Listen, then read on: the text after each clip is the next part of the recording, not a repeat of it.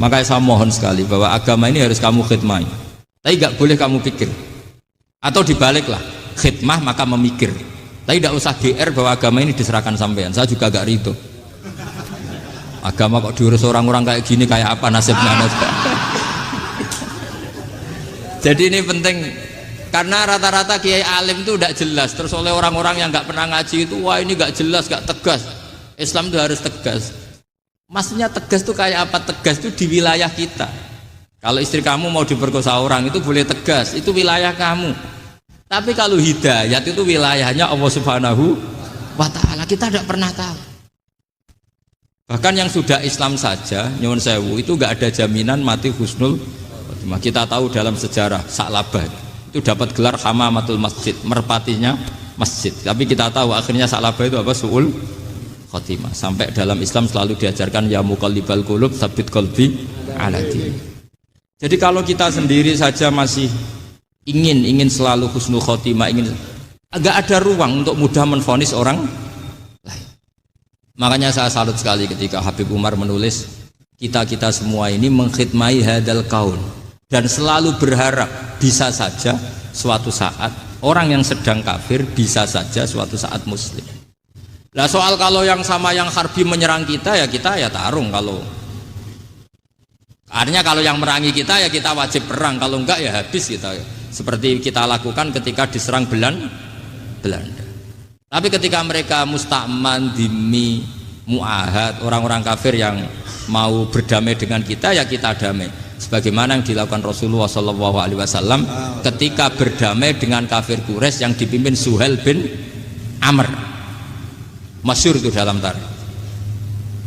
Singkat cerita kan Sayyidina Ali ini pernah konflik sama orang Khawarij.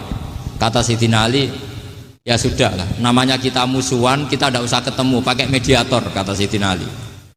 Kata orang Khawarij, ini apa-apaan kok butuh mediator? Nggak ada Qur'annya, ada hadisnya. Kira-kira kalau Pak Sayyidina Ali orang Jawa, nggak ada apa tidak tahu. Walhasil Sayyidina Ali akhirnya baca ayat, wa in khiftum shiqaqa bainihima fab'atsu hakaman min ahli wa hakaman min ahliya. Jika suami istri tengah konflik, maka yang keluarga suami kirim mediator, yang keluarga perempuan juga kirim. Terus kata Sayyidina Ali, wa amru ummati Muhammad a'dhamu min amri rajulin wa imra'atin.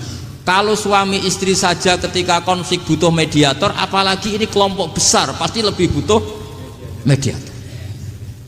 Akhirnya lalu mediatornya siapa? Kata Sayyidina Ali, ya siapa saja yang penting baik. Ditunjuk seseorang, diprotes sama orang Khawarij, ini orang nggak kredibel. Oh, terus Sayyidina Ali marah-marah. Rasulullah itu pernah berdamai dengan orang, bahkan orang itu kafir, yaitu Sulhul Hudaybiyah. Nabi itu berdamai dengan orang yang bernama Suhail bin Amr ketika itu kafir. Makanya ini menunjukkan bahwa musolahah ma'al kufar itu boleh demi kelangsungan bernegara, berbangsa. Kamu tidak usah meragukan reputasi NU. Ketika dulu kafirnya kafir harbi zaman Belanda ya Mbah Hasim fatwa apa? Jihad. Jadi jangan kira tidak tegas, kita tegas sekali, justru kita yang punya masa lalu tegas. Tapi kepada siapa dan dalam konteks apa? Paham ya? Terus ini penting sekali untuk dijernihkan. Ini saya baca berikutnya nanti, tidak supaya tahqiq. Saya syukur sekali, saya tadi sekaligus minta ijazah sama Habib Umar, dan memang saya ngaji ini lama sama teman-teman alumni Yaman, cuma belum pernah ketemu mu'alifnya. Tadi saya ketemu minta ijazah itu dan beliau senang sekali, bahkan sempat bikin tulisan di kitab saya ini.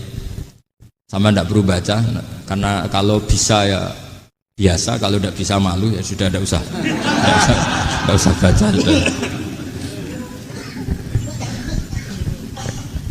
Terus ini kata beliau, ini masih saya teruskan. Nahnu min hadhil intilaqah naktasibu thabatana wa quwwata yaqinina wa illa fa fil ardi mu'aridun wa muntaqidun wa mukhalifun min akhyarin wa asyrarin sholihin wa fasikin muslimin wa kuffar. Kalau kamu punya satu metode ilmiah, metode dakwah, kamu harus siap, karena pasti ada yang menentang. Yang menentang itu ya mulai orang soleh, tidak soleh, orang macam-macam. Jadi kalau sudah punya manhaj, memang dari awal harus siap apa? Ditentang. Jadi misalnya PBNU punya kebijakan apa, ya sudah siap saja dibully. Itu pasti itu, karena nggak ada manusia semua suka, semua benci. Kata beliau, anta in kunta fi syakkin min hadzal maslak wal manhaj fattabi man syi'ta wasaha angka ghaniyah wa in kunta ala yaqinin annahu al huda wa mirasun nubuwah wa annahu haqiqatu tarjamatil ahdi ma'rab fala tata'athar min kalami ahadin yakunu mangkana. Jadi intinya kita mengawal Islam secara rahmatan lil alamin itu justru kita berharap menjadi simpatik dan menjadikan mereka menjadi nopo Islam. Jangan ketika simpatik dianggap gak tegas. Saya masih ingat betul dawe Mbah Mun, hak sekseni, kata beliau. Saya masih ingat kalimatnya, sekseni. Aku ra tegas itu berdasar ayat laisalaka minal amri syai'un aw yatuba alaihim aw yu'adzibahum. Karena potensi sosial itu bisa rubah. Orang yang sekarang kawan kamu bisa saja suatu saat jadi musuh. Yang sekarang musuh kamu bisa saja suatu saat jadi kawan. Terus kamu ngambil sikap tegas dalam sesuatu yang nggak stabil seperti ini, lalu tegas itu kan nggak pada tempatnya. Makanya yang seperti ini kata Allah pakai asa. Asa itu menawa-menawa.